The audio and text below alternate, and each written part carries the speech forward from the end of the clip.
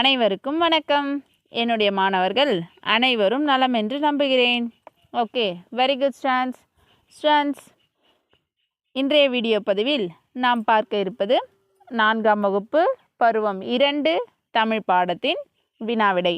Students, நாம் ஏற்கனவே காவல்காரர் பாடல் பாடியிருக்கோம் இல்லையா? மிகவும் அருமையான ஒரு பாடல். அழ வள்ளியப்பா அவர்களால் இயற்றப்பட்ட மிகவும் கருத்து நிறைந்த பாடல் இல்லையா? ஆம், அத்தகைய பாடலின் வினாவிடை பகுதியை தான் இன்றைய வீடியோ பதிவில் நாம் பார்க்க இருக்கிறோம். ஸ்டூடண்ட்ஸ், பக்க எண் 4. படிப்போம், சிந்திப்போம், எழுதுவோம். சரியான சொல்லை தெரிவு செய்து எழுதுவோம். சரியான சொல்லை தெரிவு செய்து எழுதுவோமா? முதலாவது வினா, பெயர் இல்லாத இச்சொல்லை பிரித்து எழுத கிடைப்பது. ஆ, பெயர் கூட்டல் இல்லாத. ஆ, பெயர் கூட்டல் இல்லாத. இ, பெயரில் கூட்டல் இல்லாத. ஈ, பெயரே கூட்டல் இல்லாத.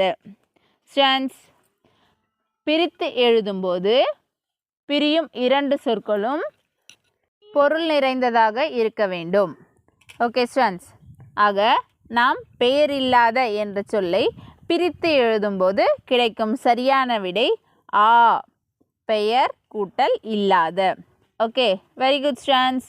மீண்டும் ஒரு முறை, பெயரில்லாத இச்சொல்லை பிரித்து எழுத கிடைப்பது பெயர் கூட்டல் இல்லாத.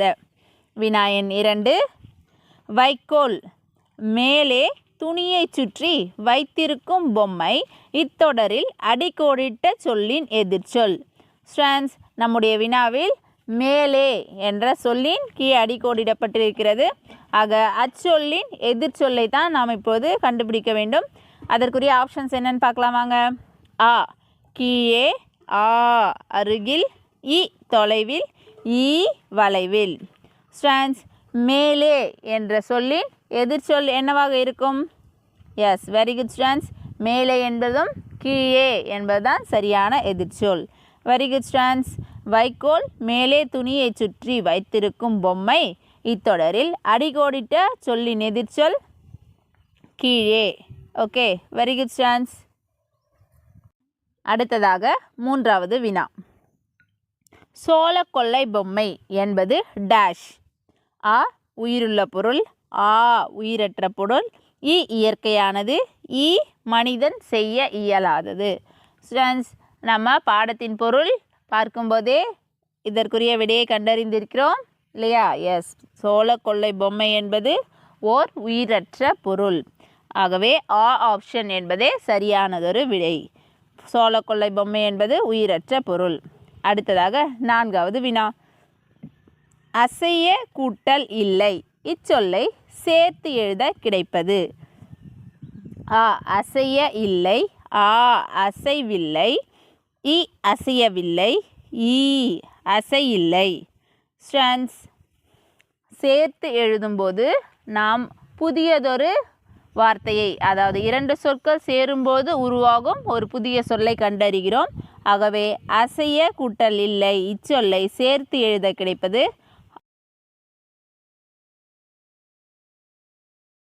ஒரு விடை. Okay, very good students.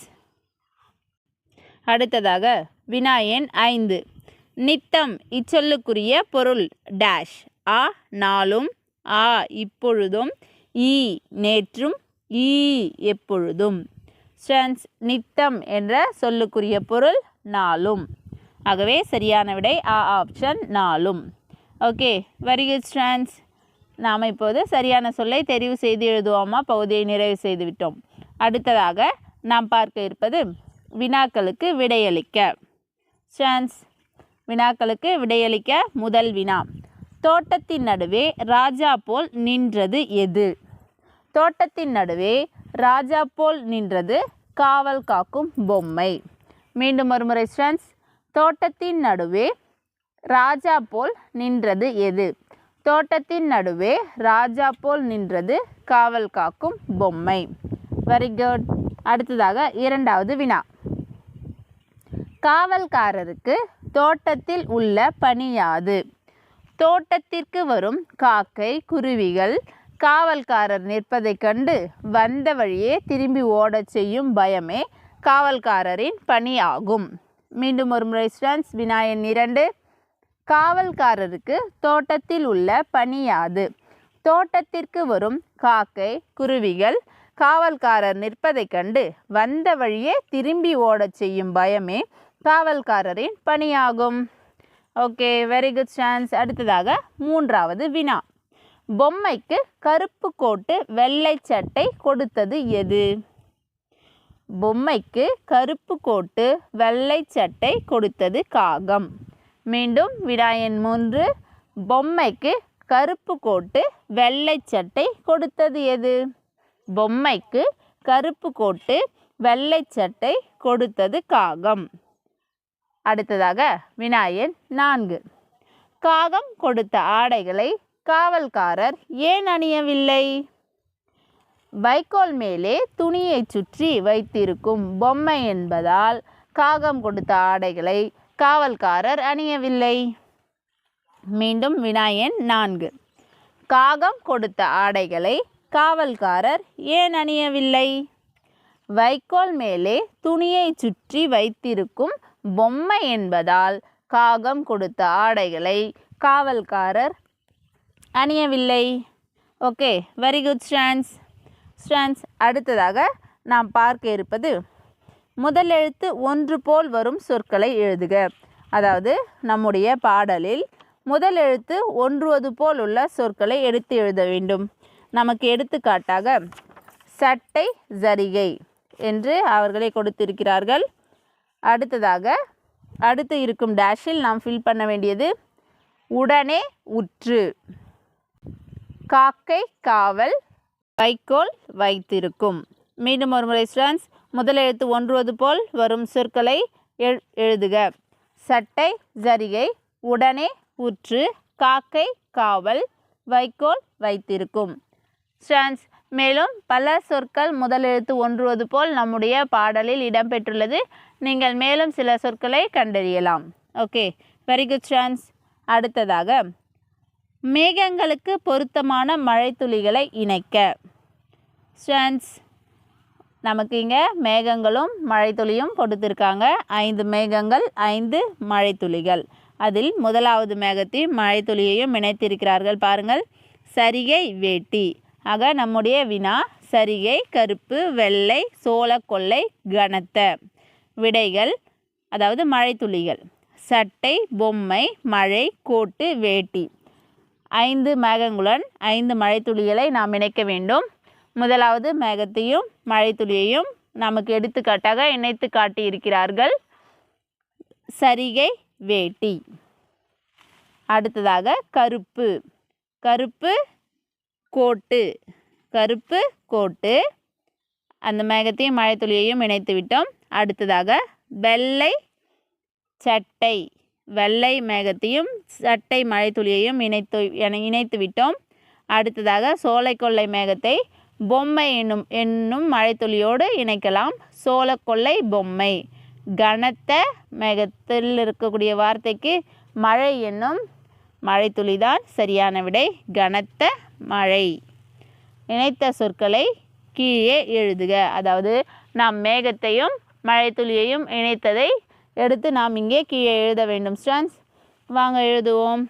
சரிகை வேட்டி நமக்கு எடுத்துக்காட்டாக எழுதியிருக்கிறார்கள்.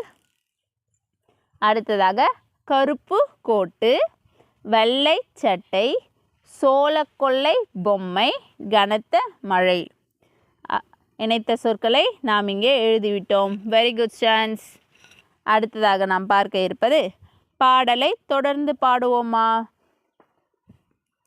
நமக்கு பாடல் 4 வரிகள் கொடுக்கப்பட்டிருக்கிறது. அந்த பாடலை நாம் நிறைவு செய்ய வேண்டும் தொடர்ந்து பாடி. வாங்க, என்ன 4 வரிகள் கொடுத்திருக்காங்கன்னு பார்க்கலாம். மக்கள் ஒன்று கூடியே மகிழ விரும்பும் திருவிழா, குழந்தை செல்வம் யாவுமே கூடியாடும் திருவிழா. தொடரலாமா? கொஞ்சம் மழலையர் அனைவரும் கொண்டாடும் திருவிழா, புதுமண தம்பதிகள் எல்லாருமே புத்தாடையில் உலா வரும் திருவிழா. ஸ்டூடெண்ட்ஸ், உங்கள் ஆசிரியருடைய 4 வரிகள் இங்கு நாம் பார்த்தோம். நீங்கள் உங்களுடைய வரிகளை இவ்விடத்தில் புதியதாக இணைத்தும் பாடலை தொடர்ந்து நிறைவு செய்யலாம். Okay, very good students. அடுத்ததாக நாம் பார்க்க இருப்பது உரைப்பகுதியை படித்து வினாக்களுக்கு விடை எழுத வேண்டும். அதாவது நமக்கு இங்கே ஒரு பேராகிராஃப் கொடுத்துருக்காங்க. அந்த பேராகிராஃபை நம்ம படிச்சுட்டு அதில் இருக்கக்கூடிய வினாக்களுக்கு நம்ம தொடர்ந்து விடை எழுத வேண்டும். எழுதலாமா? அதற்கு முன்னர் நமக்கு கொடுத்துருக்கக்கூடிய பத்தியை படிப்போம். நமக்கு பயன் தரும் மரங்களுள் வாழையும் ஒன்று. வாழையின் பூ, காய், கனி, தண்டு ஆகியவற்றை நாம் சமைத்து உண்கிறோம். வாழை நாரை கொண்டு பூக்களை தொடுக்கிறோம். திருமண விழாக்களிலும் வீட்டில் நடைபெறும் விழாக்களிலும் வாழை இலையில் விருந்து படைக்கின்றனர். வாழையில் செவ்வாழை, பூவன் வாழை, மலை வாழை என பல வகைகள் உள்ளன. ஸ்டூடெண்ட்ஸ், வாழை பற்றி நாம் பெரும்பாலும் அறிந்திருக்கிறோம். ஏனென்றால் நம்மை சுற்றி நாம் வாழை மரங்கள் வளர்க்கிறோம். இது நம்முடைய பாரம்பரியமாக நாம் பயன்படுத்தக்கூடிய ஒரு உணவு, ஒரு மரம். வாழை மரத்தின் அனைத்து பகுதிகளையும் நாம் பயன்படுத்துகிறோம். மேலும் நம்முடைய வீட்டில் நடைபெறும் சுப விசேஷங்களுக்கும் மற்றும் திருவிழாக்கள் என அனைத்து இடங்களிலும் நாம் வாழை மரத்தை நட்டு அதனுடைய புனிதத்தை அனைவருக்கும் தெளிவுபடுத்துகிறோம். சரிதானே ஸ்டூடெண்ட்ஸ்? Very good. வாழையை பற்றி நாம் சிறு வயதிலிருந்தே தெரிந்து கொண்டு வருகிறோம். சரி, வாங்க நமக்கு கொடுத்த உரைப்பகுதியிலிருந்து என்னென்ன வினாக்கள் வந்திருக்கு அதற்கு நாம் விடையை கண்டுபிடித்து எழுதலாம். வாழையின் எப்பகுதிகள் உணவாக பயன்படுகின்றன? வாழையின் பூ, காய், கனி, தண்டு ஆகியவை உணவாக பயன்படுகின்றன. மீண்டும் ஒரு முறை வினா எண் 1. வாழையின் எப்பகுதிகள் உணவாக பயன்படுகின்றன? வாழையின் பூ, காய், கனி, தண்டு ஆகியவை உணவாக பயன்படுகின்றன. வினா எண் 2. வாழைநார் எதற்கு பயன்படுகிறது? வாழைநார் பூத்தொடுக்க பயன்படுகிறது. வினா எண் 2. வாழைநார் எதற்கு பயன்படுகிறது? வாழைநார் பூத்தொடுக்க பயன்படுகிறது. வினா எண் 3. வாழையின் வகைகளுள் 2 எழுதுக. 1 செவ்வாழை, 2 பூவன் வாழை. மீண்டும் ஒரு முறை, வாழையின் வகைகளுள் 2 எழுதுக. 1 செவ்வாழை, 2 பூவன் வாழை. வினா எண் 4. வாழை இலை இச்சொல்லை பிரித்து எழுதுக. வாழை இலை என்ற சொல்லை பிரிக்கும்போது வாழை கூட்டல் இலை, அதாவது உயிர்மெய் எழுத்து ஈ ஆனது உயிரெழுத்து ஈயாக பிரியும். Okay, very good students. அடுத்ததாக பல வகை இச்சொல்லுக்கு எதிர்ச்சொல் எழுதுக. பல வகை என்னும் சொல்லுக்கு எதிர்ச்சொல் சில வகை. மீண்டும் ஒரு முறை வினா எண் 5. பல வகை இச்சொல்லுக்கு எதிர்ச்சொல் எழுதுக. பல வகை, சில வகை. Okay, very good students. அடுத்ததாக நாம் பார்க்க இருப்பது செயல் திட்டம். உங்கள் இருப்பிடத்திற்கு அருகிலிருந்து கீழ்காணும் செய்திகளை திரட்டுக. ஸ்டூடெண்ட்ஸ், உங்களுடைய வீட்டுக்கு அருகில் இருக்கக்கூடிய தோட்டத்தை பற்றிய குறிப்புகளை நீங்கள் இப்பகுதியில் குறிப்பிட வேண்டும் ஸ்டூடெண்ட்ஸ். ஓகே, அதாவது பார்க்கலாம் என்ன செயல் திட்டத்துக்காக நம்ம என்னெல்லாம் தகவல்கள் திரட்டணும், செய்திகளை திரட்டணும் என்று. முதலாவது தோட்டத்தின் பெயர். 2வது உரிமையாளர் பெயர். 3 தோட்டம் அமைந்திருக்கும் ஊர். 4 நீர் வசதி, கிணறு, அடிக்குழாய், ஆறு, குளம். 5 தோட்டத்தில் விளையும் காய்கறி, பழம் பெயரை குறிப்பிடுக. 6 தோட்டம் பற்றிய உனது கருத்து நன்றாக உள்ளது, ஓரளவு வளர்ச்சி தேவை. ஸ்டூடெண்ட்ஸ், இந்த செய்திகளை எல்லாம் திரட்டி நீங்கள் செயல் திட்டம் தயாரிக்கணும். ஸ்டூடெண்ட்ஸ், உங்கள் ஆசிரியை உங்களுக்காக ஒரு சிறிய எடுத்துக்காட்டு போன்று ஒரு குறிப்பு தயார் செய்துள்ளேன், பார்க்கலாம் வாங்க. செயல் திட்டம். தோட்டத்தின் பெயர் புல்லினங்காடு. இந்த தோட்டத்திற்கு எதற்காக புல்லினங்காடு என்ற பெயர் வந்துள்ளது என்றால், இந்த தோட்டத்தில் பல்வேறு வகைப்பட்ட பறவைகளை நாம் பார்க்கலாம். ஏனெனில் இந்த தோட்டத்தில் பல வகையான பூக்கள், பழங்கள், மேலும் பசுமையான இயற்கை அமைப்பு இருப்பதால் பல வகையான பறவைகள் இங்கு வந்து கூடு கட்டி வாழ்ந்து வருகிறது ஸ்டூடெண்ட்ஸ். ஆகவே அந்த தோட்டத்திற்கான பெயர் புல்லினங்காடு. தோட்டத்தின் உரிமையாளர் பெயர் சேகர். தோட்டம் அமைந்திருக்கும் ஊர் லட்சக்கான்பாளையம். 4 நீர் வசதி கிணறு, அடிக்குழாய், 6 குளம். இந்த தோட்டத்தின் நீர் வசதி அடிக்குழாய்.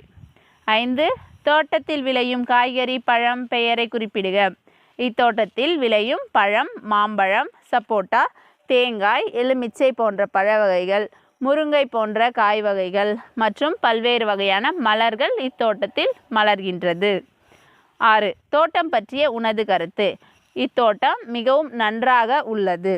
இது போன்று ஒரு செயல் திட்டத்தை நீங்கள் அருகில் இருக்கும் தோட்டத்திற்கு சென்று செயல் திட்டம் உருவாக்க வேண்டும் students. Okay, very good students. அடுத்ததாக நாம் பார்க்க இருக்கும் பகுதி அறிந்து கொள்வோம் பகுதி. அறிந்து கொள்வோம் பகுதியில் நமக்காக 3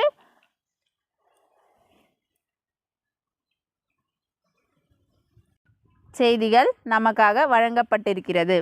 முதலாவது, தோட்டத்தில் பூச்சி தாக்குதலை தடுக்க முட்டை ஓட்டு தூளுடன் சிறிது உப்பை கலந்து செடியை சுற்றிலும் வளையம் போட வேண்டும். 2 வேளாண்மைக்கு பயன்படுத்தப்படும் பூச்சிக்கொல்லிகள் மற்றும் களைக்கொல்லிகள் தாவரங்களின் கனிம வளங்களை குறைக்கின்றன. 3 மண் அரிப்பை தடுக்க மரங்கள் நட்டு வளர்த்தல் இன்றியமையாதது. ஓகே, இந்த செய்திகளை நாம் அறிந்து கொண்டு நம்முடைய தோட்டத்தில் பயன்படுத்த வேண்டும் students. Okay, very good students. நாம் தற்போது காவல்காரர் பாடலின் வினாவிடை பகுதியை நிறைவு செய்துள்ளோம். இப்பகுதி உங்களுக்கு பயனுள்ளதாக இருக்கும். மேலும் நீங்கள் விடைகளை உங்களுடைய புத்தகத்திலும் உங்களுடைய நோட்டு புத்தகத்திலும் குறிப்பெடுத்து கொண்டு படிக்க வேண்டும், பயனடைய வேண்டும். Okay, very good students. நம்முடைய இன்றைய வீடியோ பதிவு உங்களுக்கு மிகவும் பயனுள்ளதாக இருந்திருக்கும். நம்ம வீடியோவுக்கு லைக் கொடுங்க, நம்ம வீடியோஸை உங்கள் ஃப்ரெண்ட்ஸ்க்கு ஷேர் பண்ணுங்கள். மேலும் நம்முடைய சேனலை சப்ஸ்கிரைப் செய்யுங்கள். நம்முடைய அனைத்து வீடியோஸும் உங்களுக்கு உடனடியாக கிடைத்துவிடும். Okay, very good students. நன்றி, வணக்கம்.